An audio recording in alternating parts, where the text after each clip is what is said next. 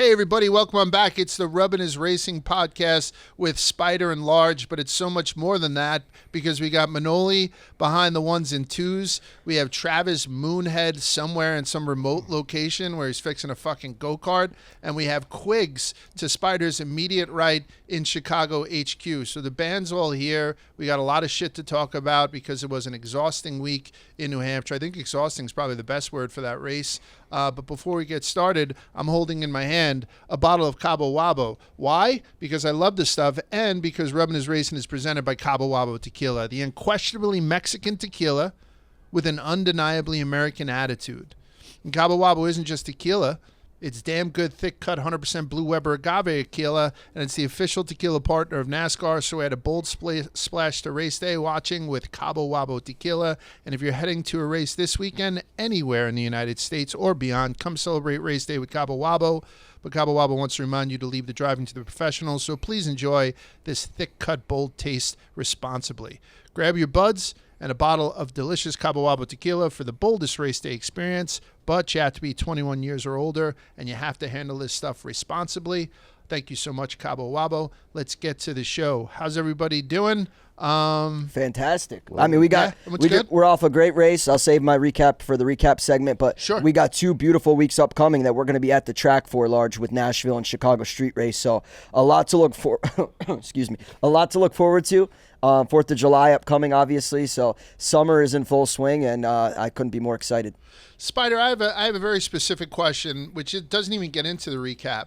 But whenever these races take place anywhere in the Northeast, you almost feel compelled to go to them, right? Because it's an easier hump for us to get there, particularly me still being on the East Coast, like to get up to New Hampshire. So I was toying with the idea of going. It's not an easy jump like me just going up to Pocono or something like that. Are you happy you didn't go knowing how the race and how the weekend played out? Because we've been to a bunch of races where rain has thrown an immovable wrench, like Daytona this year. Are you happy you didn't go to Loudon? I wouldn't say that. I would still like to go to New Hampshire Motor Speedway at some point. This weekend, though, I'm saying. This weekend, is it a good miss? Even if I were at the race, I don't think I would have been like, I don't know. I don't know how to answer that question. I'm very happy with the result because obviously they got the whole race off. Did it stink for the fans that kind of had to wait out the rain? Yeah, probably. But at the same time, looking at what we saw with Coke 600, I think you have to look at this week as a massive W. And to answer your question in a roundabout way, Large, I would prefer to watch this race on TV. Of course, knowing what I've seen now, seeing the delay, seeing the wet weather, it was still a fantastic race that we still got to see in entirety, which I, again, commend NASCAR for. Massive W. But I would have preferred watching it on TV. But at the same time, I can't say that without saying that New Hampshire is a bucket list race for me, and it seems sick, especially as a New England guy. I made ribs. I sat down, and I'm going to say I fucked up again. I forgot to switch around for the half hour it was bumped up, so I missed the first half hour of the race. I had no way to fucking watch it because the race was still going, so I legitimately missed the first 25 minutes of this race. Sat down, I had the ribs, so I was able to sort of like navigate through it and get up and down. I don't regret not being there this weekend. To your point, I want to go to Loudon. I want to go to Loudon with you and the guys and eat lobster and do all that kind of good shit. Yeah. But I thought this one was a good experience from home.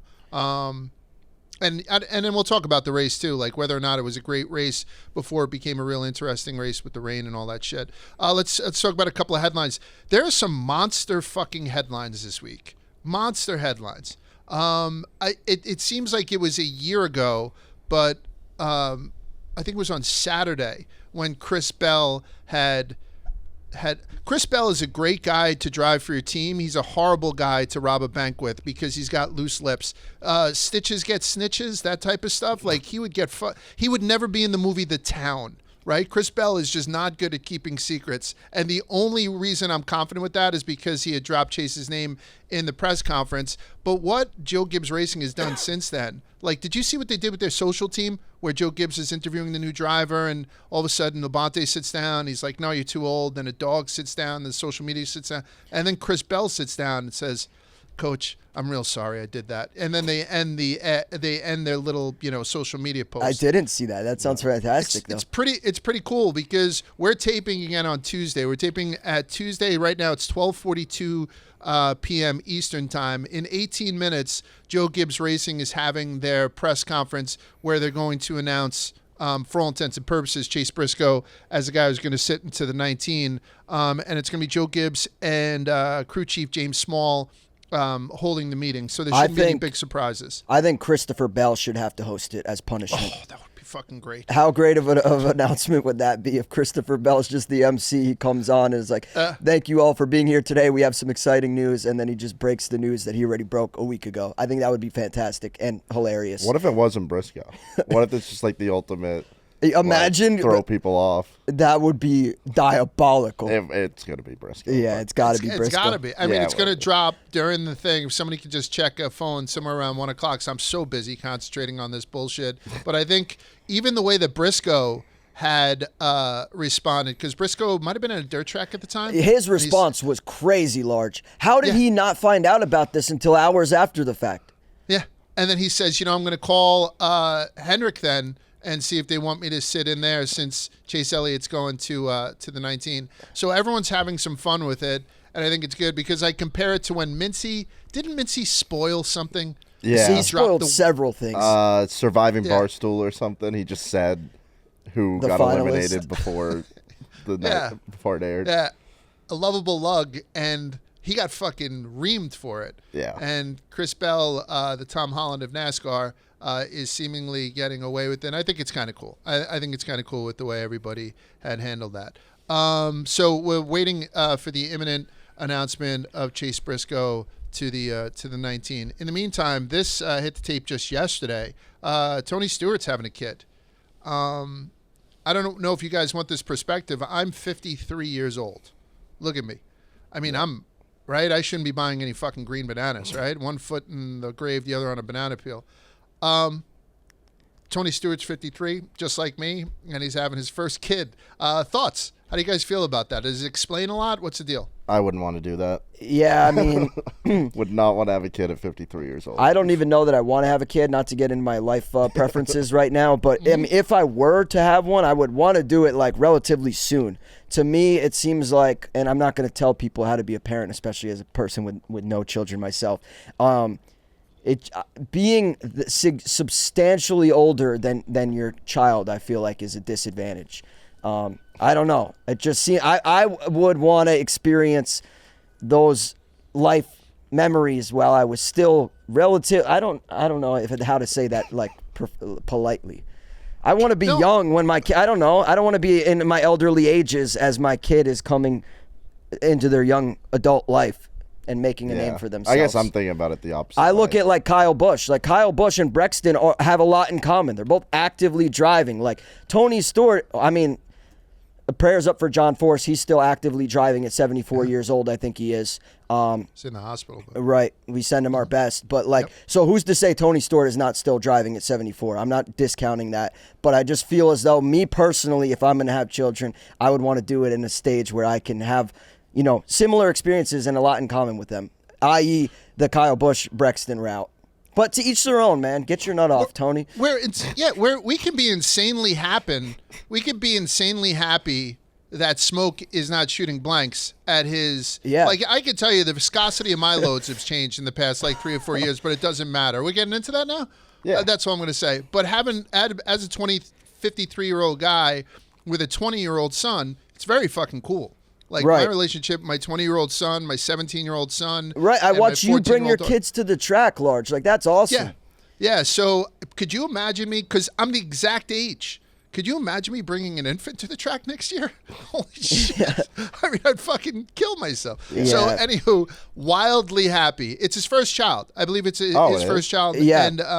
And I don't know the young lady's name. Leah Pruitt, I believe. Forgive me if I'm botching that pronunciation. They were both in the Chicago office here recently. I tried to get them on this show. Unfortunately, they only wanted to talk drag racing.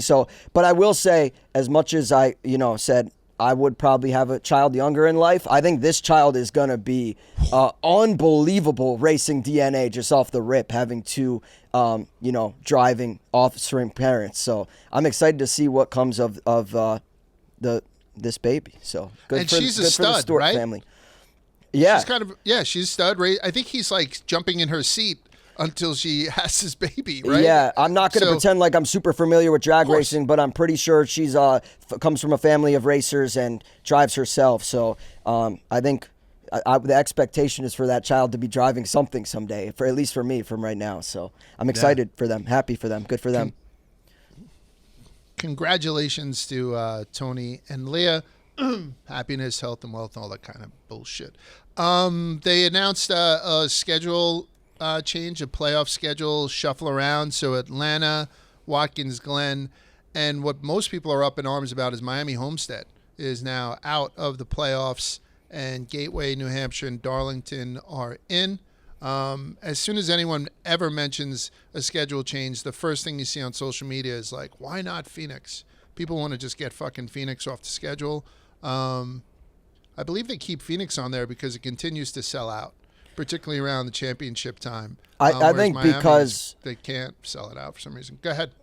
Yeah, I think it's because, it's just they have a great facility. We've seen Phoenix Championship Weekend a couple times, Large. We've had a great time every time, and they have great facility, great track, and they do a great job with it. And Phoenix is, I know anything is literally possible in NASCAR. We've seen rain at Las Vegas, but Phoenix is typically dry that time of year, as is Miami, but I think Phoenix is a spot for it. I love the addition of Loudon, which we saw a great race at this week, and also Darlington, I feel like is always exciting. So I'm interested to see how it shakes out. And I think there will be a couple more scheduling changes that come to light. Not that I'm privy to or anything like that, but I'm excited to see what the 2025 schedule looks like. We've heard a lot of exciting rumors about what it could potentially be. So I think next year it could potentially be one of the best seasons schedule-wise that we've seen in a long time.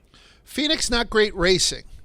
That seems to be the consensus on that. But like I said, if you're going to have better racing in Miami at that point in the playoffs, right, middle of football season or the beginning of football season rather, do you really care about the attendance? You just want people to watch better racing on TV? I don't know. Moonhead, as a guy who's been to a shitload of tracks and probably is a little bit opinionated, are you pissed off that Miami is taken out of the playoffs? That seems to be what everyone is pissed off about. I am, but it could be worse. Gateway, I felt like put on a decent race this year. New Hampshire obviously was good. Darlington's great.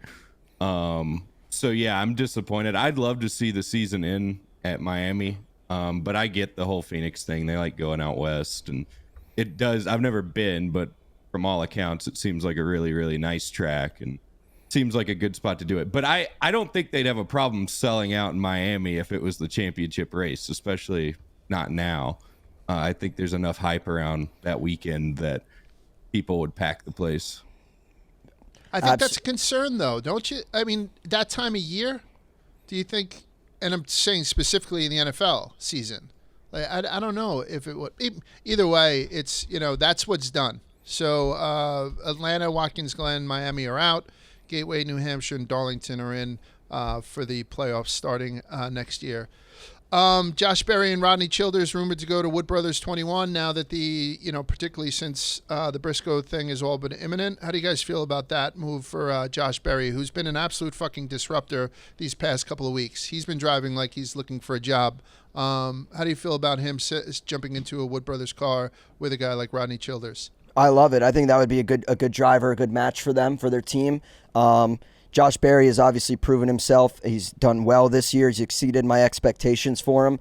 And I think the Wood Brothers in the 21 is kind of just, I'm not going to pretend like I know what they're talking about internally there, but if I were to guess, I think they want a driver that's a little bit more consistent. And Josh Berry has kind of proven himself as that guy this year. I think, like I said, I've been impressed with what we've seen from him.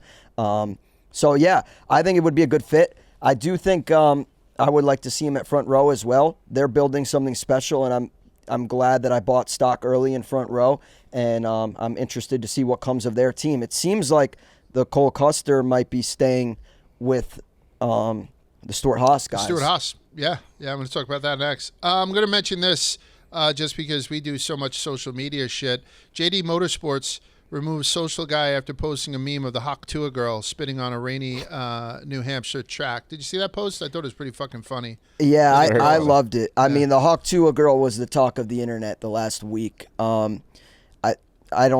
I disagree with him losing his job over this. I think it's a funny tweet.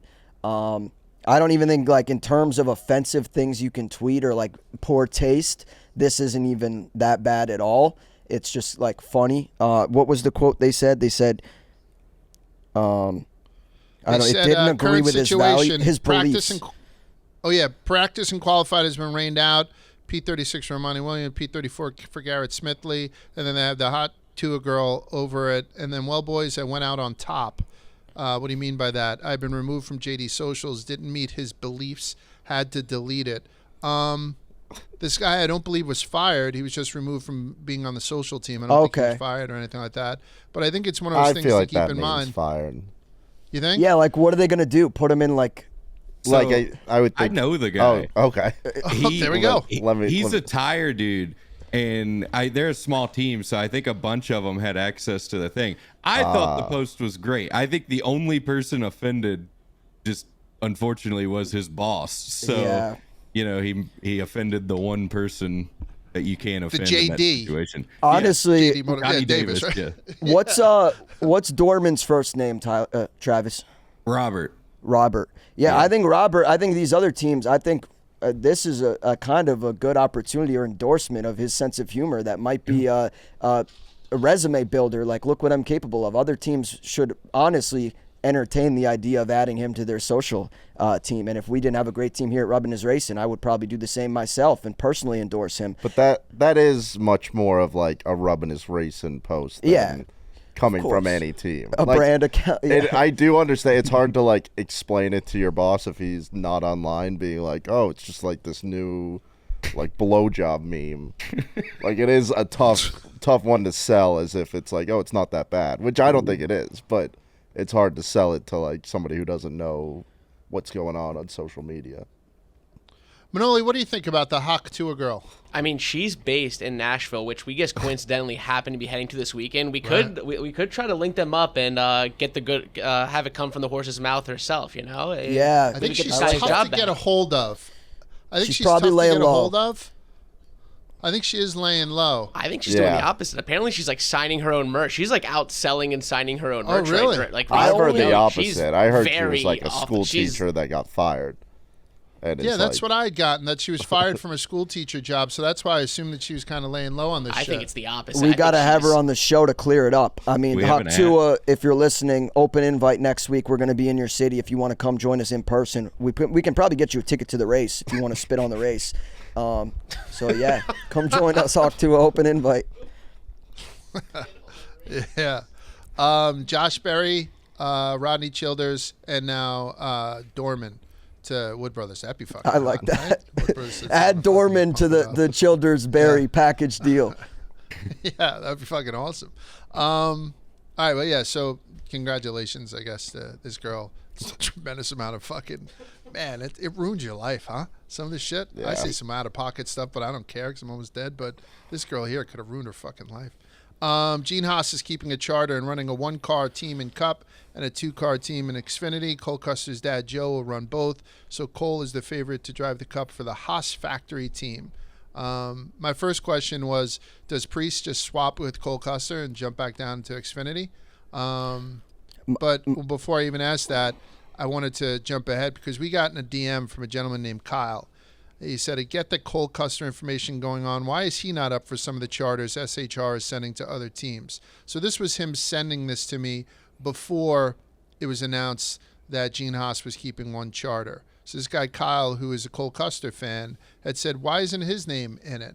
And then he went as far as to saying, just listen to the new episode.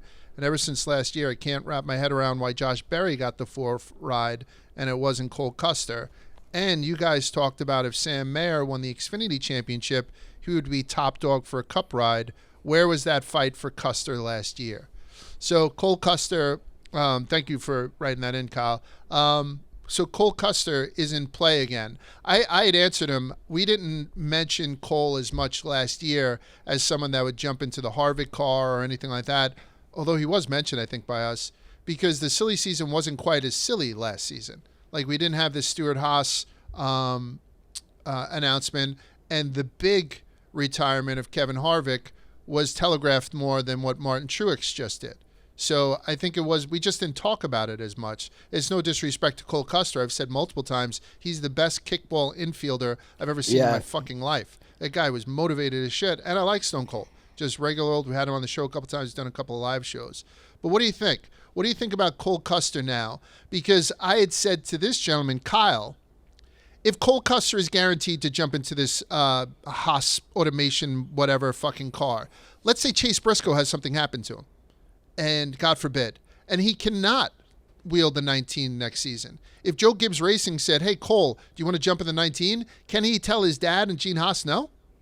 Like, well, he's all but guaranteed to be in the seat. Does Cole have any other options here? Not that this is a bad option, but he's going back to, a team that he didn't do that well in when he was in Cup the first time. So what do you think about Cole Custer's position? What do you think he should do? And what do you think his options are? I want to just say quickly, reply to the DM from Kyle. As you said, Large, I feel like this show has been very pro Cole Custer. I don't want to get that misconstrued. I like Cole myself, and we've been very complimentary of him. And even if you look back on the episodes last year, I agree with Kyle. I was skeptical of why Josh Berry was getting the 4 car. We had him on this show, and I asked him, I was like, you had a very, lasting kind of relationship with Ford, and now you're going to drive Chevy, or vice versa, excuse me. And it was just interesting. It didn't make sense in time to me. I feel like now we've seen Josh Berry kind of prove himself. Cole Custer, I'm a little concerned about, though, to be honest with you. Haas seems less and less interested in NASCAR as the days go by. I am encouraged by him deciding and changing his mind to keep one of the charters that was formerly for sale. But my concern is for Cole Custer. How good is that car going to be next year? It seems like it's a billboard for Haas Automation. And I'm not sure how good and competitive they'll be as a single car team, especially with Cole Custer. And again, Kyle, that's not a shot at Cole Custer. That's a guy that's now going to be coming back into the Cup Series with a different kind of car than what he formerly wheeled and have to redo all of that again. So I am a little skeptical of Cole Custer. I do appreciate and respect that the loyalty with him and his dad and Stuart Haas and Gene Haas is giving him that opportunity because they've remained loyal and kind of paid their dues at Stuart Haas. That's good, but I remain concerned about how competitive that car will be. And as you said, Large, I think Cole Custer would be a very good threat in some of these other cars that are potentially available this season. Like the 19. Like, he would be better and better equipped. And yeah, but that being said, I also don't think that, respectfully, that Cole Custer is in that conversation. Yeah. We've heard other names rumored, but whether it's not Chase in a couple minutes that's announced, we've never heard Cole Custer. We've heard Eric Jones. We've heard Noah Gragson even. Never Cole Custer, and that's not a personal slight at him. It's just the facts of the matter. So hasn't been there. What were you saying, Minnow? As of 3 seconds ago, Joe Gibbs Racing announces Chase Briscoe. Okay. Congrats to Chase. Yeah, there it is. Who saw it coming? Yeah, that'd be Spider. Breaking news that you guys won't hear for 2 days. Let's go to DMs. You know my buddy Tanner, you've met him, the Vanilla Gorilla. He had said to me, do people forget that Kyle Busch won 3 races last year in RCR equipment? So by sending that out, he's alluded, and he also gave me something good for the over-under segment, which I'll get to in a sec. Everyone now is just blaming RCR on for Kyle Busch's terrible season this year. Are people afraid to say that maybe Kyle Busch has fallen off? I don't have any business saying something as ridiculous as that. I don't have the historical perspective. I don't have the professionalism to make that decision. But there are a lot of people who talk, particularly on social media and then also on the broadcast. Nobody has ever intimated that. Like, everything that's gone wrong with Kyle Busch this year has been because of his equipment or because of his frustration with the equipment that he's in, not that he's driving poorly. Is that a tremendous amount of respect being shown to this guy? Are people afraid of him? Or is it just not true? Is it 100% slam dunk that all the ills that have befallen the number 8 car this year rest firmly in the lap of Richard Childress? I would say no. I don't think all of them by any means. I do think probably at least on 2 races, Kyle Busch has seemingly like flipped a switch, blew a gasket, and made some crazy move that has taken himself out of the race. So by that metric, I do think a little bit is self-inflicted. I would say majority of it is from RCR and to be blamed on them, not the driver, it's himself. And to answer Tanner's question, do people forget Kyle Busch won 3 races in RCR equipment last year? Yes. I speak for myself, yes. Yeah. I said last week, and I sound dumb. I just pulled up this and I had to remind myself. Maybe I'm just bad at my job. Maybe I'm a casual. Maybe I'm quick to forget. Whatever it was, it doesn't feel like Kyle Busch won 3 races last year. For whatever reason, I remember him winning Fontana, and then kind of that was it. Maybe it's because I had cashed on him to win Fontana and I didn't cash on him to win the other 2 races. I don't know what it is, but to answer Tanner's question, it didn't feel like a 3-win season from Kyle Busch last year, which also is, I think this is the second most he's had in a season. Who won 3 times, his most wins since taking the checkered flag 5 times in 2019. Like, that is hard to believe in real time looking at Kyle Busch, what we see this year on track. So good regular season last year. And I'm a Kyle Busch fan. I don't mean to be critical of him. As I am RCR, I just have higher expectations for the both of them, and I know that both of them together are capable of so much better. I think people Quiggs, are. is he falling off? Is he falling off, Quiggs? Kyle Busch, Yeah. not the Kyle Busch he was before, and that's why he's not doing as well as he did last year? Yeah, I think it'd be crazy to say that he's still the same Kyle Busch. I think it's almost he does a lot of equipment blaming, and not even straight up blaming his RCR equipment. He'll throw just the next gen car out there a lot. Like he's like, oh, this is some next gen bullshit. But I think it's a lot of like a chemistry issue of just like the way him and the team get along together. Like something's not right there. And I think that's a lot of the troubles. But yeah, a lot of the stuff he's doing on the track is just not like, I don't know. He's been a head case. This I say it also every week, but yeah. What do you got? Sorry, in other headlines, it says that Chase Briscoe is joining the JGR family, which we knew. But this says he will drive the 19 again, which we knew. Bass Pro Shops tagged in the tweet. He's wearing a Bass Pro Shops polo, Bass Pro Shops hat. Good for Chase Briscoe. Looks like he's endorsed not only the 19 car, but also the sponsorship that comes along with it. And that's a massive brand. So I'm really bullish on Chase Briscoe. He now has a great ride. He's on a great team, and he has great sponsorship behind him. So very excited to see what the 19 becomes next year. Sorry to interrupt the Kyle Busch dialogue. No, it's pretty much fun. No. Yeah, that's it. As it's popping up, it makes sense. But can we say at the end of the day, if Kyle Busch was in better equipment, that he could be an elite driver again? We're 3 years removed from him having 3 wins in RCR equipment.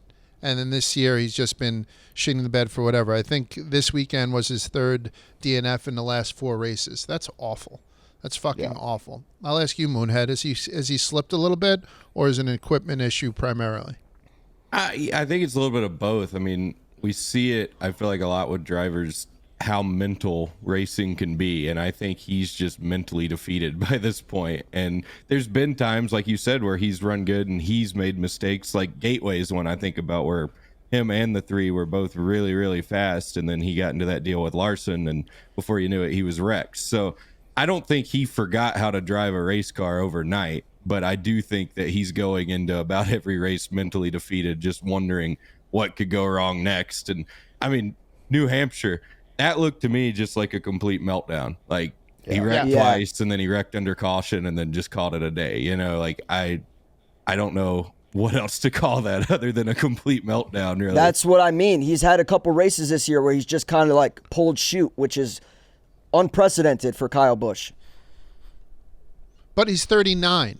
Like, is there an inflection point? I say it all the time in boxing that 37 is an inflection point for fighters, particularly around the middleweight division. The heavyweights are a little bit different, and the very light fighters are different as well. But that middle of the road fighter, 37 seems to be that inflection point where, you know, it's just not there anymore. I wonder, we're very spoiled that we have some drivers who are able to be extremely competitive into the later part of their lives, but with every other job, you get progressively worse at it as you go along. The exception is Tony Stewart and fucking, apparently, because he's dropping babies at 53. God bless that son of a bitch. But I'm just wondering, like, you know, maybe it's just something to keep in mind. I think that people are afraid to say that out loud, too, because it's Kyle Busch, and he has the opportunity to make you look like a fucking moron if he goes and starts tearing off a win in Nashville, a win in fucking Chicago, Pocono, you know, like peels off 3 wins in a row because he's that much of a generational talent. But anyway, I just thought it was interesting that he'd send that shit in. Let's go and recap what we had seen this weekend. Before we do, I got to remind you, a lot of people think that I'm this handsome just wake up this way. It's not true. I get a very close shave on my head because of Vanderhagen razors. Make the switch from cartridge razor to safety razor today with Vanderhagen. Safety razors allow you to get a closer, more comfortable shave, and the use of one-blade razors helps prevent nicks and cuts while making your skin feel smoother than ever. And the best part, these blades cost as little as $1 a piece and last anywhere from 3 to 5 shaves, and this will save you thousands of dollars over the years compared to the cost of cartridge razors. The blades are ice-tempered, stainless steel blades from Germany that are sharp enough to give you the perfect shave, and the handle is made to last a lifetime, so the only recurring purchase you will have is for the blades. Check out your local Target and or Rite Aid and get yourself a Vanderhagen safety razor today. All right, so Christopher Bell had a hell of a weekend, wins the Xfinity race on Saturday. Basically, it was one of those ones where third place was going to win because Sheldon Creed and Cole Custer were battling it out for the lead. Chris Bell took them both and takes home the checkered. While I'm here, I just want to mention Sheldon Creed has a lot of fucking P2s. Sheldon Creed's got to be more frustrated than Chris Buescher a couple of weeks ago. I was looking at his record. He had P2s and P3s, 7 in 2023 and 4 so far in 2024. That's not including 2022. So this kid has got upwards of, 11 to 15 P2s and P3s in the last 3 seasons. Is Sheldon Creed going absolutely fucking bananas being the bridesmaid so many times? Or should he be happy that he's actually, placing or showing in some of these races? How do you think Sheldon is? We've never spoke to Sheldon Creed. I've said hello to him at the track, and everybody who I talk to says that he's an absolute fucking gem. And I'm the type of guy that I'd like to speak to at some point. How do you think Sheldon Creed's feeling right now? Yeah, I spent some time with Sheldon at my friend Christian's apartment at Charlotte Motor Speedway, and it was cool. I didn't know what I was walking into, and I walked in, and Noah Gragson and Sheldon Creed were there, and I said to Noah, I was like, "Is that Sheldon Creed?" And it was, and then we started talking. So yeah, I've been a big, massive Sheldon Creed fan for a while. If you listen to the show, you know that. It does kind of. Was that the day that Noah had liked the meme? No, right? No. No, that was different. I don't know. I'm forgetting the timeline at this point. It was a Charlotte race. I think it was the Roval maybe last year. But anyways, it was great. I've been pulling for Sheldon Creed ever since. It's tough to see him 79 races in the Xfinity Series across 6 years without a win. He's got 34 top 10s in that time. But as a guy that roots for him week in and week out, it is painful to watch him fall so close, so short every time. It's just disappointing. And I know that Sheldon's on the precipice of something great. He's one of my favorite Xfinity drivers currently. I don't know. It's frustrating to watch, to put it simply, I guess. Particularly when it was him versus Austin Hill at the end of last season. Remember that, right? That was the and the Richard Childress. Well, that's what really won me over. Classless. Yeah, me too. That's what won me over. That's what put me as a Sheldon Creed fan. And then, like I said, meeting him and spending some time with him and him being a beauty has added to that. So I don't know. I think it's a matter of time before he's back in victory lane. We've seen him have great success in the Truck Series, and I think it's only a matter of time before he gets that Xfinity win. You can win a lot of money betting him to play second. Yeah. You know top what I mean? 3. Yeah, Sheldon Creed top 3s have paid out sizable amounts, I bet. And you'll keep yourself pretty high in the standings with finishing like that. Yeah. By the way, Spider had Chris Bell this weekend. We'll I did, him and well, I'm glad you just mentioned Chris Bell because we're recording this on Tuesday afternoon, as Large had previously stated. They're doing the Joe Gibbs announcement. Manoli just announced that it was Chase Briscoe that was announced as the 19 driver. I formerly joked that Christopher Bell should be the one emceeing the event. Well, it turns out he actually was. Cool. According to Twitter and the beat reporters, I'm seeing that Chris Bell opened the ceremony. So I love that, and I just need to say that while we're recording. So massive dub from Joe Gibbs all around. Yeah, I Massive think dub that for people you. have the opportunity to make lemonade with a lot of these fuck-ups, and I think Joe Gibbs Racing had done pretty well with it. Sunday, the starter race was pushed up 30 minutes due to the threat of rain, and it was able to run until 82 laps remaining when the rain started to pour. Then the race was red flagged for 2 hours before resuming on the wet weather tires. So it started at 2, it stopped at 4:49, refired at 6:44, ended at 8:10. I'm putting that race length then from 2 to 8:10, 6 hours and 10 minutes, which is nowhere near the longest race. That was the field for the 1952 Southern 500. But back then, they were literally running stock cars. They were buying cars from the dealership, slapping a fucking number on them, and I don't think they could do over 80 miles an hour. That was the longest single-day race run in NASCAR's history at 6 hours and 42 minutes. And I say single-day race run because in the 1973 Southeastern 500 at Bristol, the race began on March 11th, but it didn't end until 2 weeks later. The rain had come down during the race, then it rained on Monday, Tuesday, and Wednesday, forcing NASCAR to do something unprecedented. They rescheduled the race for the off weekend 2 weeks later. So Cale Yarborough, rest in peace, was driving for Junior Johnson's number 11 team. He led all 52 laps before the rain came down. So technically he led the race for a historic 2 weeks. And then 2 weeks later, when they came back to finish it off, Yarborough had led the rest of the way for all 500 laps at Bristol and won the race by 2 laps. So we're talking about a long race at 6 hours and 10 minutes. 6 hours and 42 was the record for a single day race. And then 2 weeks is the record for a Cup Series race to be finished. And Cale Yarborough had fucking pured that one. But that was then, this is now. Christopher Bell pulled off the weekend sweep at New Hampshire as he scored a win in Sunday's USA Today 301. He led 149 laps and held off Chase Briscoe in an overtime finish to take the win. And then Josh Berry finished third ahead of Kyle Larson and Mr. Buscher. Talk about the race. It seemed like it was the tale of two races. I felt extremely bad for Tyler Reddick, who did everything but a fucking rain dance to have everyone just go home and end that thing quickly. But a lot of people who did very well in the first part of that race did poorly in the second, and vice versa.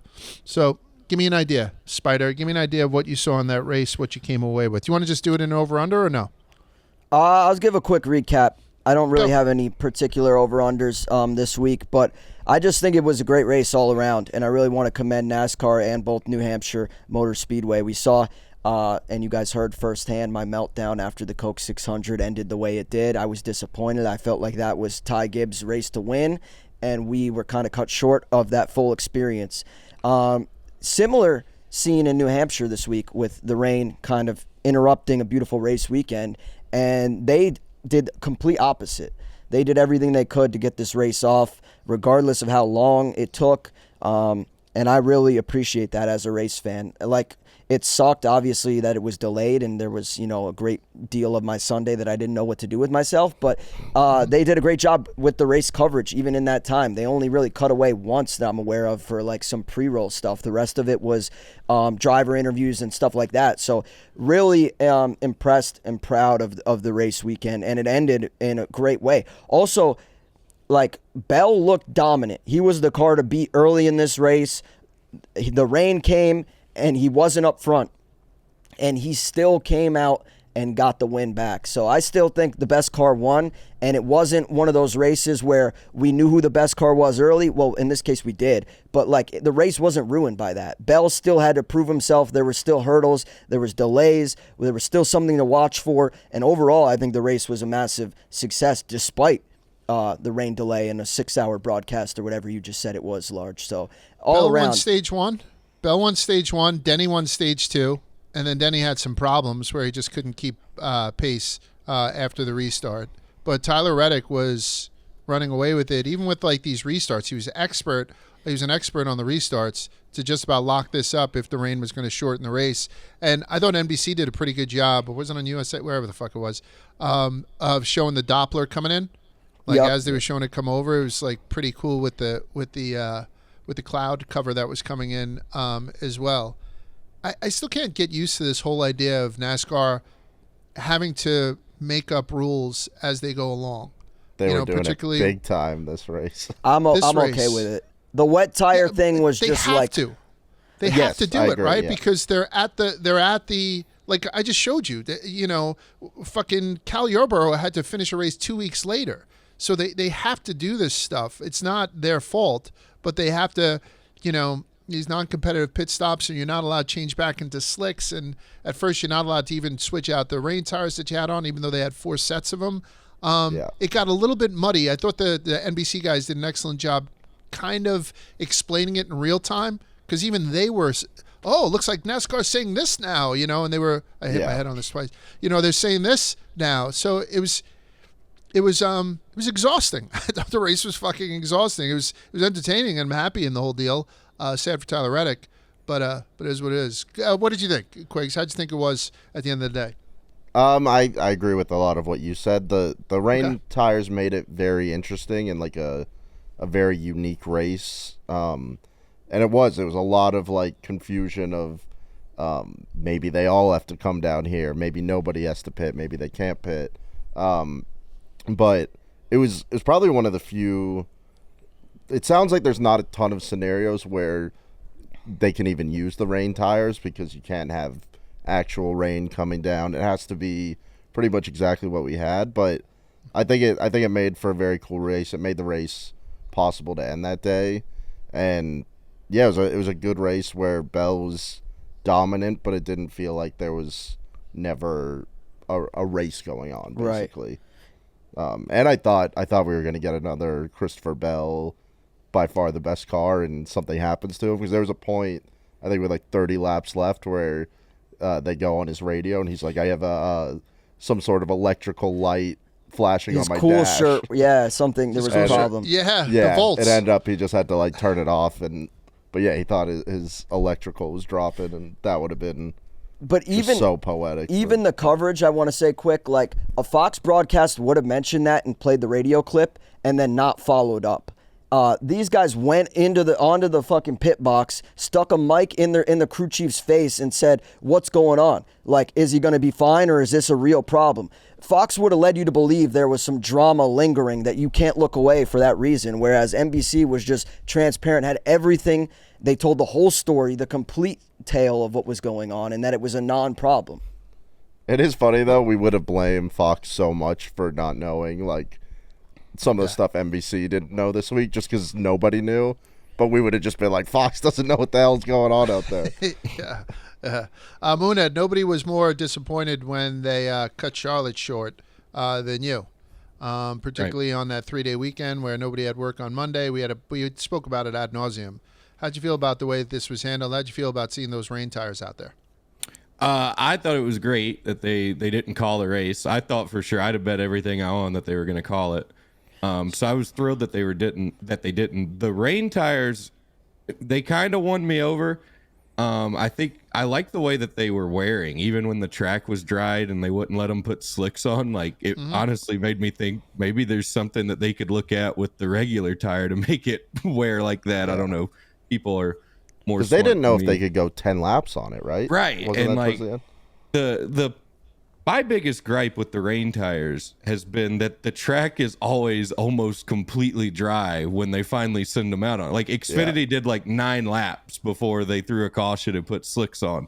So up until this time, I never really thought they were worth it. But honestly, like I said, if they could figure out a way to make the regular tires wear like that and make them slide around, and I mean, Hocevar, he got loose and wore his tires off, and then he was sideways for an entire lap before he wrecked. And there were a lot of guys out there hanging on for dear life. So I loved it. It gets 2 thumbs up from me, which is rare. I bitch a lot.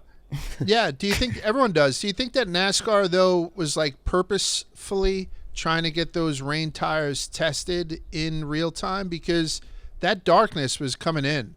I think you can't. I had seen a couple of people comment on social saying that watching this on TV afterwards doesn't show you just how dark the track was towards the end of that race. Apparently it gets illuminated from what we get to see on the TV. So it was pretty dark, which obviously is dangerous when you're driving, 100 some odd miles an hour around a track that was just wet. did it seem like NASCAR was making a concerted effort? Because, by the way, on top of what Quiggs and I were talking about with the pit stops and the changing of the tires and stuff, I had seen things that I just didn't think were illegal. Like John Hunter Nemechek was cooling his tires down on the fucking grass. You know what I mean? Yeah. Like you that bottom fucking lane. You know, it looked like how I like to splash kids at bus stops because I don't want anyone to ever have a fucking good day. So it seemed like everyone going down to that bottom lane. It almost seemed illegal at some parts. Did you think NASCAR was trying to jam this in for a real-time test for these tires? Oh, go ahead. Sorry, I don't think it was for the tire test. I think they were trying to jam it in. Yes, that period. Like was they that needed because to get they the fucked race people in Charlotte? I think they took up. I like to think that they heard us after the Coke 600, and they realized, hey, maybe we should actually put an effort in getting these races completed in entirety. I don't think it was as much as a test the tire thing. I think they really just wanted to get it in, and they had to do it under any circumstances. If that meant running the wet tire, if that meant running slicks, and then late in the race, as you said, Large, they were up against Mother Nature and daylight. So I think it was just the ultimate goal was to get the race in completely and try to finish it, and that they did. So I think it was a W. And we've seen NASCAR in the past, as much as the tires and everything was unprecedented this weekend, we have seen NASCAR bend the rules slightly when there's rain involved. Who was it last year at Xfinity? Cole Custer won one lap short of what would have been halfway in the official mark. Like, I can live with that. He was leading, that kind of thing. You have to work with NASCAR. If I'm going to come on this pod and shit on them when they can't get the Coke 600 off, I very much have to come on here and also be, respectful and thankful when they do everything in their power to get the race off. So that's my piece. I think that NASCAR did set a precedent on how the rain tires do perform. So, the question on whether or not they were going to get back out there seems like it has a little bit more of an answer going forward. They'll probably want to put those things on again in the right conversation. Before we go to over under, let's pick Nobody's Cooler. It's brought to you by Arctic. By the way, Arctic, if I have one problem with this, nothing gets fucking warm in this. I put an iced tea in this about 2 hours ago. It's still fucking ice cold. I don't know what the hell it is, like magic.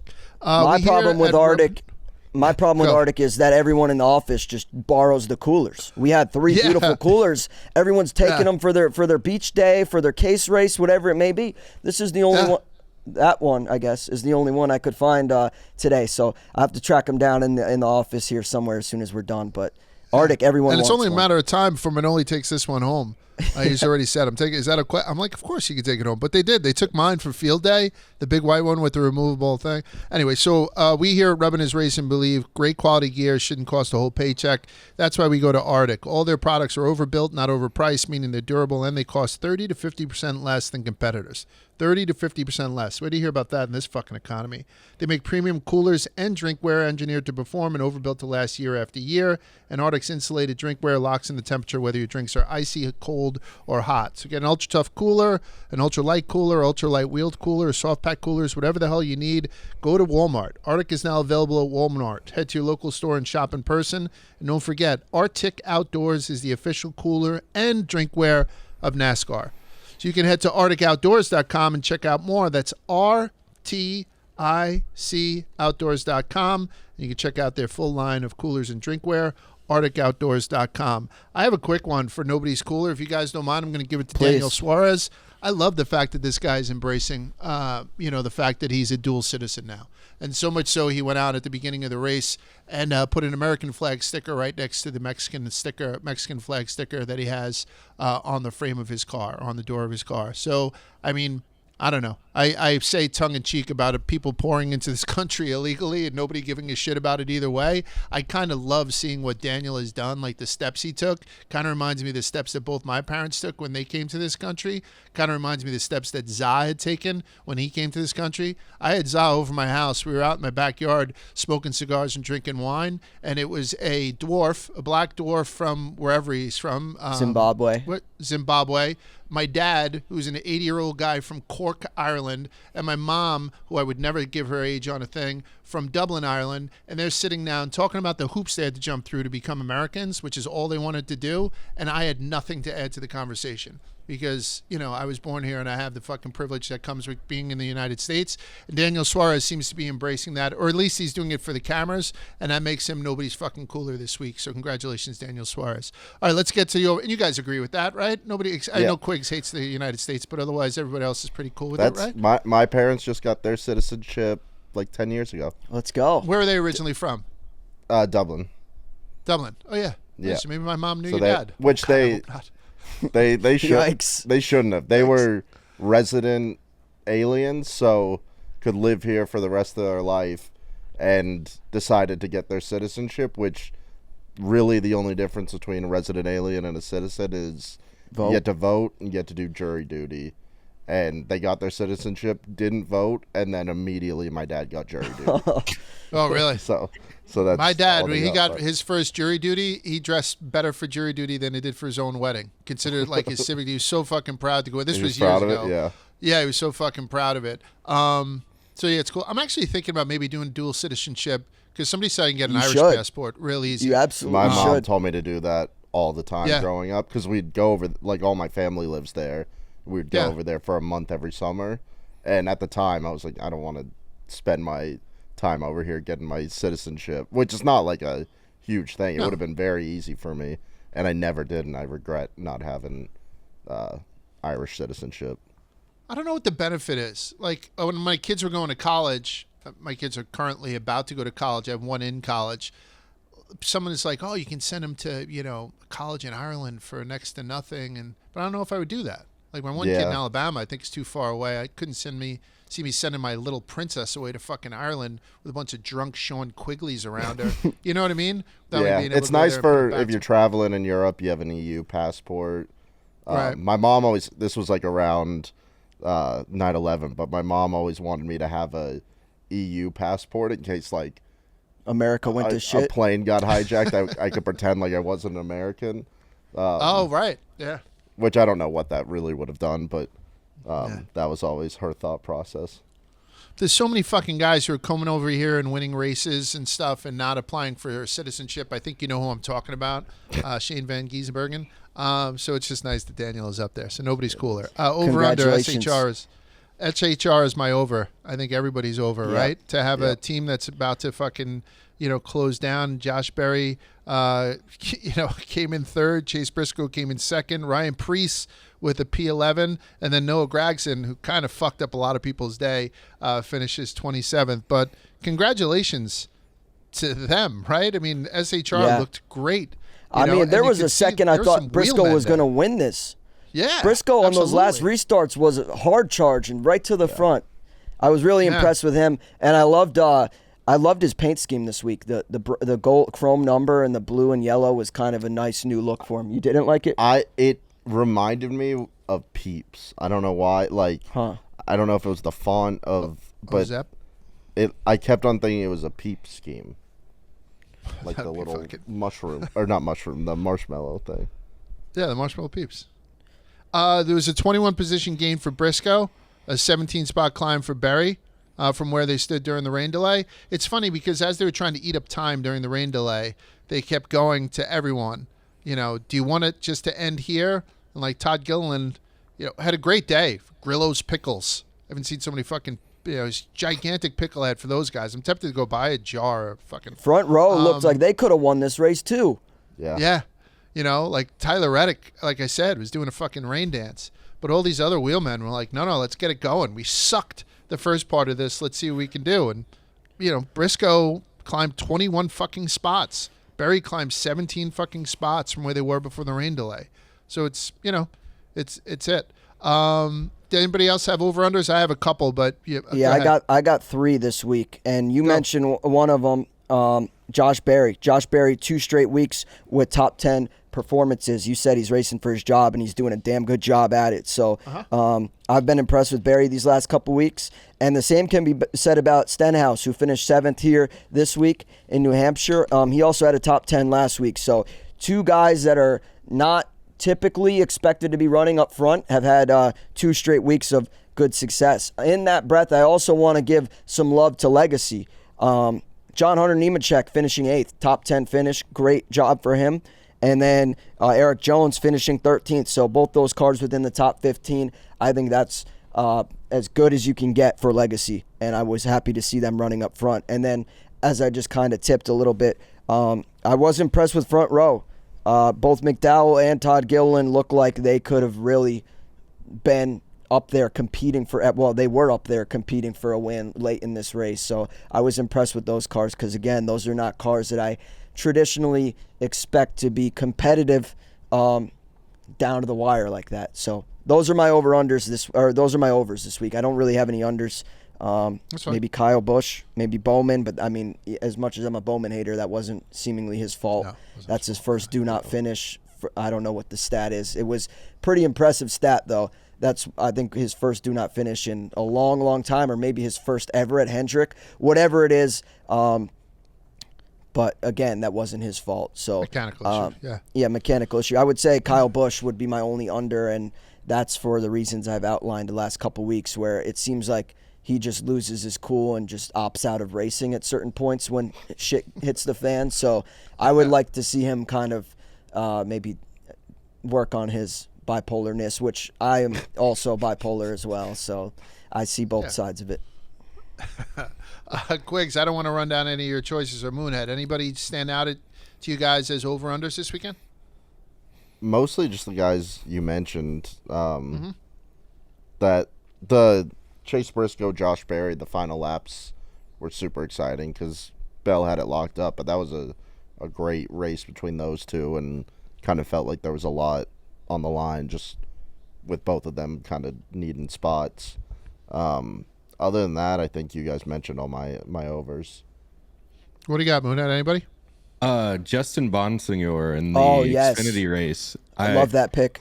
He ran 22nd, or he finished 22nd by the end of it, but he ran really, really well. And he's a modified guy for people who don't know. And I always think it's cool when the short track guys, which we've had a lot of that this year with Bubba Pollard, Carson Kvapil, and now him. And I feel like all three of them did really, really good jobs in there. The 22 finish does not tell the full story. Yeah, you're absolutely right, Moonhead. I'm glad you mentioned him. That was a fun storyline to watch in the Xfinity race, and he certainly deserves his flowers. I regret it took this long for it. So great job from Justin. I threw out last week that Chase Elliott was the only driver this season who's finished inside the top 20 for every race. So that just made me pay attention to the streak. And then when he got caught up in that crash, I was like, fuck. Because Chase Elliott started on the pole. I was like, that's going to break that streak. And it didn't. He still managed a P18 finish. So Chase Elliott keeps that streak alive with 18 straight top 20 finishes. I'm going to ask you guys right now. Do you know the only driver to finish in the top 20 for an entire Cup Series season? It was 29 races, and it was in 1988. So Chase Elliott's at 18 races right now. Do you know who's the only guy to finish in the top 20 the whole season? Go ahead. I feel kind of good about my guess, too, based on the way that you're... I know. Is it Bill Elliott? It's Austinville from fucking Dawsonville. I think knew that's it. so cool that he's chasing his fucking dad a little bit on that. Yep, you know what I mean? that is. That's a great fucking storyline. So now I'm invested in it. I'm invested in seeing this guy. Yeah, I like Chase Elliott anyway, but try and catch a couple of more top 20s. Joey Logano didn't have a good end of the race, but he did so well with the points in the first two stages that it has to be considered a huge over for him. Jumps Bubba Wallace and is now in that 16 seed for the playoffs if the season were to end today. So congratulations to him. I am going to mention one. I said that Tanner had given me something for the over-under. He gave me this. Ty Dillon, who finished 20th, beat his brother Austin in a car that's held together by paper clips and chewing gum. That's according to Tanner. So, unfortunately, not a great season for Austin Dillon, but congratulations to Ty. What did you guys think about McDowell saying that it was a low percentage move, but he decided to take it, and he took out Ryan Blaney, reigning NASCAR Cup Series champion, in the process? What did you think about that? I had him as an under because I thought it was a bonehead move. Yeah, I hate it, and it's easy to say now after he wrecked and his race is ruined that it was the wrong move, but I don't know. I felt like for a real second there, it looked like front row was going to steal a win between whether it was either Todd Gilliland or Michael McDowell. And I know these guys are not super familiar with running up front like that or like these late race restarts, but to me, I don't know. I needed more from him. That was your opportunity. Imagine if Blaney hadn't won. Imagine if Blaney hadn't won already this season, Spider, and then it happened. I mean, there would be some real fucking smoke. Even with the win, they put a mic in Blaney's face. Again, I appreciate the post-race coverage. They do a great job. Yeah. And Blaney said something to the tune like, yeah, sure, I mean, I appreciate that Michael McDowell walked over here and apologized, but that doesn't change anything. Like, my day's still ruined. He still took me out. And, so with what you just said, I couldn't imagine how mad Blaney would be if this were a couple weeks ago and he was without a win, without a sticker, how mad he would have been. Give me an over-under. Go ahead. I'm sorry. Go ahead. I mean, it was not the time to be making low percentage moves, but the track was still very wet when that happened. Like, there was a lot of things that were kind of out of your control. If I remember it right, I think he got kind of just like loose, and I don't know. The track was very wet to where I don't think anybody should be taking like too much blame. It just seemed like an unnecessary move. Like, let the race play out. You don't need to be that aggressive right away. It looked like Larson at in the Suarez wreck a couple weeks ago. So I don't know. I may be misremembering what happened, but from what I remember, I thought the wet track had a lot to do with it. That was also a stupid move. Can you guys give a grade, since we are very critical of the broadcast booth all the time? How'd you guys think Parker Kligerman did? I love him. Okay. I'm friendly with him, good guy.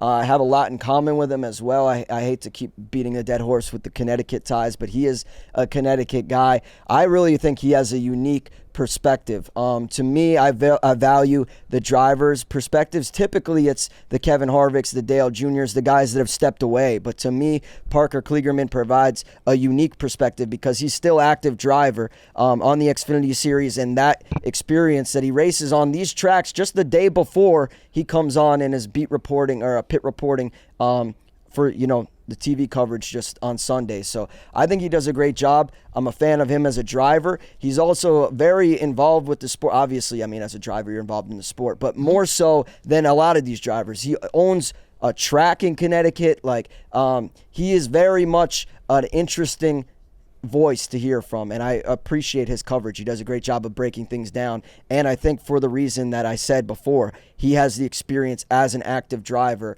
and that perspective is incredibly valuable while watching. What you guys think? Yeah, I love him on there. I think he's really good. Yeah, I didn't see if there was anybody who didn't like him, to be honest with you.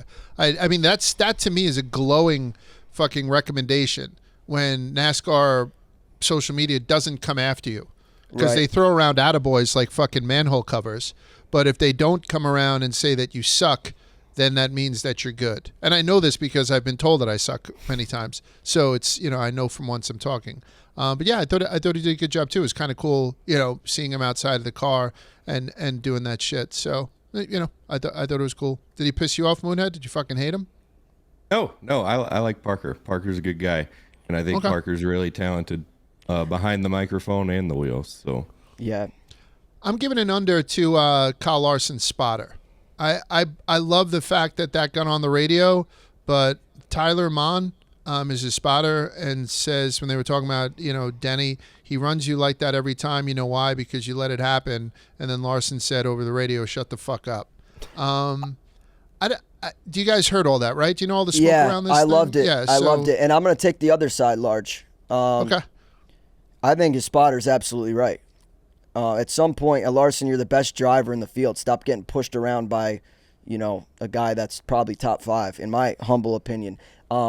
Larson is the class of the field. He shouldn't be getting bullied, and at some point he needs to stick up for himself. And I'm glad that his team is in his ear telling him exactly what I'm saying.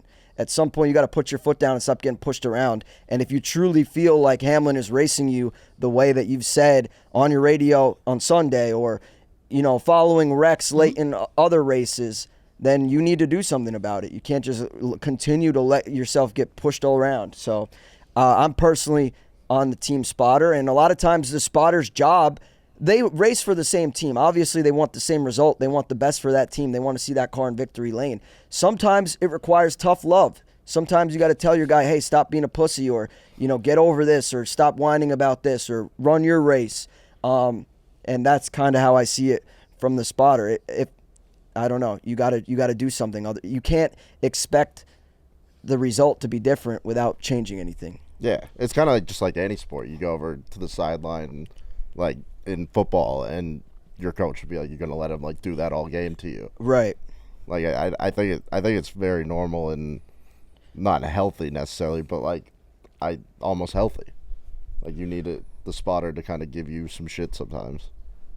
You mind if I just keep playing the other side of this? Please. I see that happen all the time in football, but there's not necessarily a mic on there. There's not necessarily an open mic. And when you say a coach comes over and tells you, you're looking at sort of the hierarchy of football. If you're a star running back and your coach tells you that you're getting pushed around by somebody or something, it kind of makes sense. This is his spotter, right? This isn't his crew chief. This isn't anything. I don't know what his relationship with Tyler is necessarily. Like I actually talked to Freddie Kraft last night, and he was saying he gave the same thing on Door Bumper, how he was telling something to Bubba, and Bubba said, same thing, shut the fuck up. And Freddie just simply said, roger that, shutting the fuck up. But him and Bubba have that relationship where they go back and forth with each other on the mic. I don't know if this was constructive criticism, like a coach might to a player who a coach outranks, right? Like this is who people consider the best driver in the fucking world, right? Like people consider him best all-around driver in the world. I don't think I'm being, right? I don't think I'm hamming that up. I don't think It's that's Kyle a Larson. reach. So maybe this guy, if he felt that way, we'll talk about it in the team meeting, because it's not going to make any fucking difference on a track where people are trying to figure out a lot fucking more at the time. Honestly, I don't think that the spotter was wrong with what he was said, and maybe Kyle Larson should race Denny Hamlin a little bit more, or not let Denny Hamlin race him the way that he does. I got no problems with the content. I just think that the forum in which he used it was dead fucking wrong.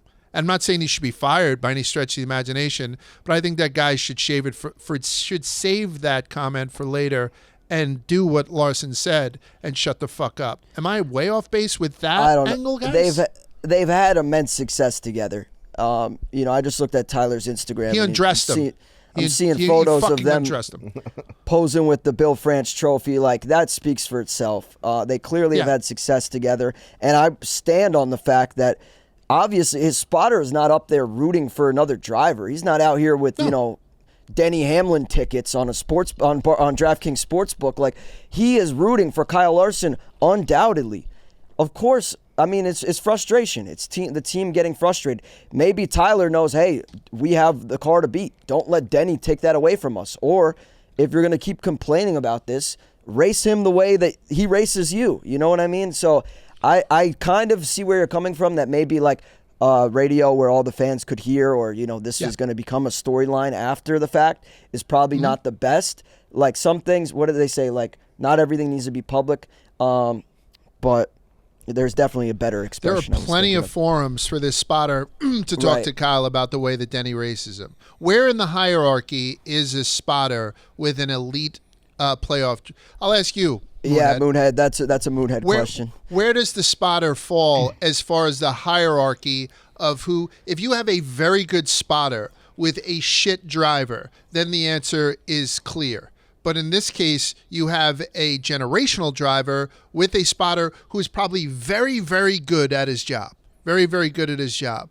But where is the hierarchy of who can tell who what to do in that situation, or any situation? Like, considering he's got a crew chief and other people who would probably be in Kyle's ear a little bit more effectively.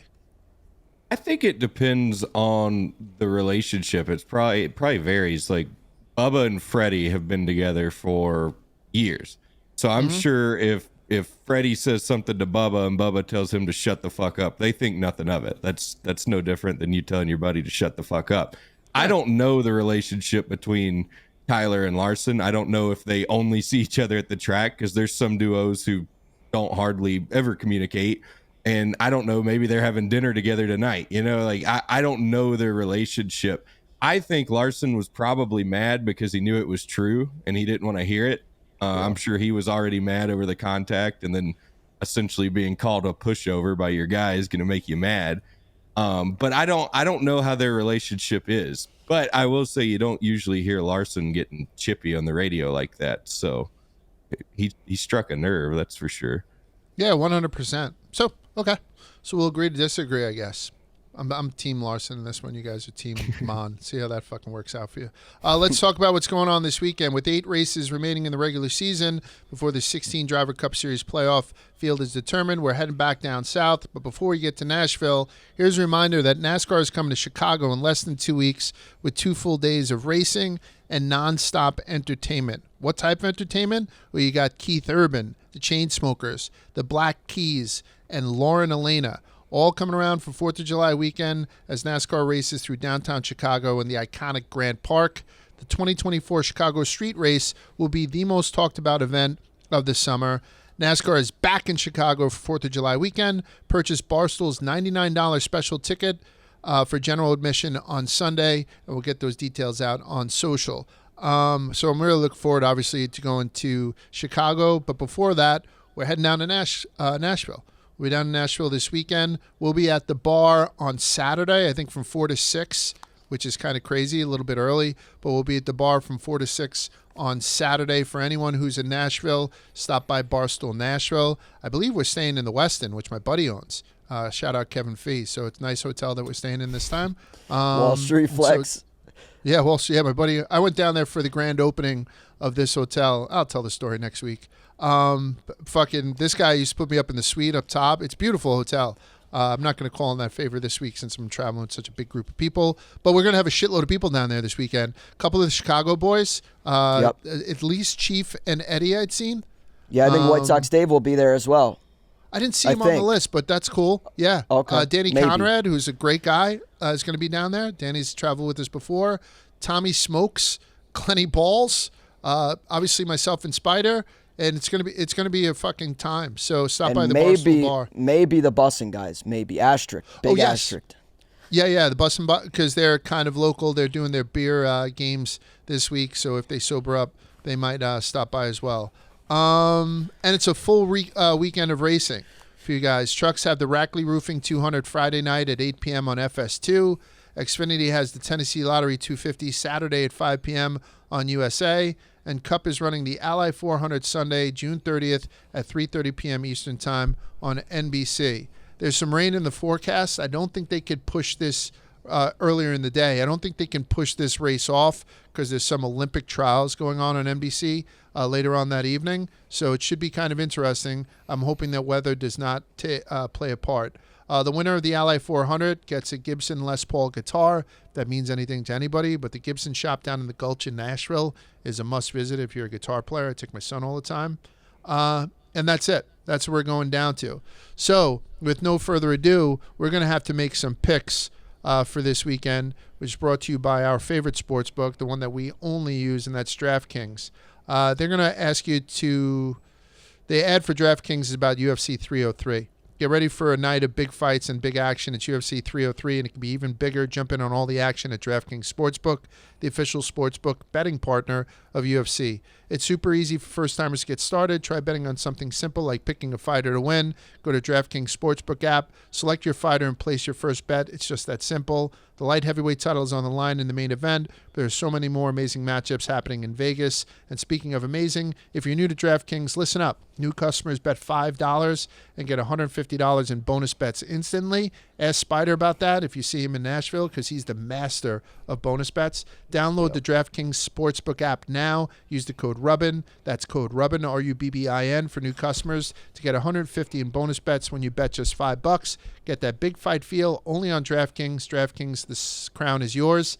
I read that ad copy every week, and I'm more than happy to, because UFC is a lot of fucking fun to bet on, but I don't want you guys to sleep on the fact that I think NASCAR is the greatest sport to throw a couple of bucks on, the most fun to bet on. So go to DraftKings, sign up. If you're a new guy with Rubbin, you get 150 in bonus bets with just $5. All right, boys, what are you guys thinking about this weekend? I know we don't have a ton to choose from because it's so early in the week, but is anybody seeing anything that strikes their fancy, or do you want me to go first? Yeah, I'm happy to start if you guys are cool with that. Absolutely. It's between 3 drivers for me, and I'm looking at the 3 races that they have run here. Christopher Bell, Kyle Larson, Ross Chastain. All 3 of those drivers have finished top 10 in all 3 of the races here. Larson and Chastain each have a win to show for it. I'm going to go with Kyle Larson, plus 425 is my only pick for this show right now. There are no top 10 odds currently posted on DraftKings Sportsbook. Like Large said, we're recording early, so I might add in a top 10 play or some other picks later on in the week, so stay tuned for Sunday's full card. But for right now, Larson at plus 425, and if I had to guess, I think he might be a little bit lower than that come Sunday. I do too. So I'm going to lock that in early, and I'm rocking with Larson. But outside of Larson, I'm not taking these guys. The guys that I am intrigued by / considered, were Christopher Bell and Ross Chastain outside of Larson. But we've said 4 times on this show alone that we think Larson is the best driver in the world. I'm putting my money where my mouth is this week. Yep, I'm doing kind of the same. Chastain was very tempting, but I'm not falling for the bait. He needs to be higher than plus 750 for me. I would like to see him kind of like 9-1, 10-1, 11-1 range for a guy that is winless this year. I just read his history at this track. It's good to him, but he's got an average finish in 3 races of 2.7, so he's that's pretty good. Really good. But I don't know. I'm not falling for it. I don't think he's going to win this race. And I think just taking Kyle Larson, I think this might be just a start to finish Kyle Larson beat down. Same. So I'm taking that, and then I'm going to throw in a long shot. Not a ton of analysis behind this one, more just a feeling that maybe he shows up. I'm going to take Alex Bowman plus 4,500. Like it. Just something juicy to maybe he shows up, gets a win. I'll tell you what, Nashville always shows up for Alex Bowman. Yeah. Is this the Ally 400? Yes. Yes. Okay, so there you go. Yeah. It is. Every time we go to this race, Bowman's car is parked right on Broadway. They've got massive Ally activations. There's a big push behind Bowman. So I don't know. Yeah. I kind of like that. I kind of like that storyline. You mind if I mention something? I know I had mentioned that it's a full weekend of racing. So the Rackley Roofing 200 Friday night at 8 p.m. on FS2, the trucks. Clint Boyer is going to be behind the wheel again. We had mentioned in a couple of weeks that he's coming back. Also in that same race is Frankie Muniz. He's going to be wheeling a truck in that. And the guy that I'm betting on, who's back, I'm betting on Butterbean. Fucking Butterbean is back, so nice. I'm going to throw a couple of shekels on Butterbean. But once those lines come out, we don't have them just yet. Ooh. What's that? I think I might have one other play. And the odds are not up for it. But Austin Dillon, top 10. He in his 3 races here, 2 of the races, he's finished 12th and 14th. He's got an average finish of 13th. He's knocking on the door. I said the same thing about Austin Cindric. Austin Dillon, is it your turn to get a top 10 for a juicy money? Again, I don't know what those odds are, but they're probably going to be horrible now that I'm saying that that's likely to happen. You got him. All right, so we're going to have most of our picks towards the end of the week. The only thing that I'm going to say is that I'm taking Bell. I'm starting to get to that point where I no longer believe that Chris Bell's engine is going to blow up every week. And I like the fact that he got into the winner's circle and said this one wasn't shortened, saying how everyone was kind of shitting on his Charlotte win and whatnot. So I don't know. I kind of like that storyline. I'm going to go Bell back to back, and I think right now he's plus 600. Isn't really long odds at all. So I'll take Chris Bell to win. We'll fill in the blanks later on, and then Butterbean, who I think I might get on the show. Somebody reached out to me and said that he was friendly with Butterbean. So kid's got a mullet, and he's pretty cool. I think he's still at school at Old Dominion or something. But that's it. So anybody jump out at you, Moon? You a big gambler, Moonhead? Yeah, well, I made the genius Daniel Hemrick top 10 at Iowa pick, and I retired this past weekend because of that. And I think it's funny. Obviously, the only odds are to win, but he has the same odds as Chad Fincham to win on Sunday, and Chad Fincham hasn't run a cup race in 3 years. So I'm not going to make a pick.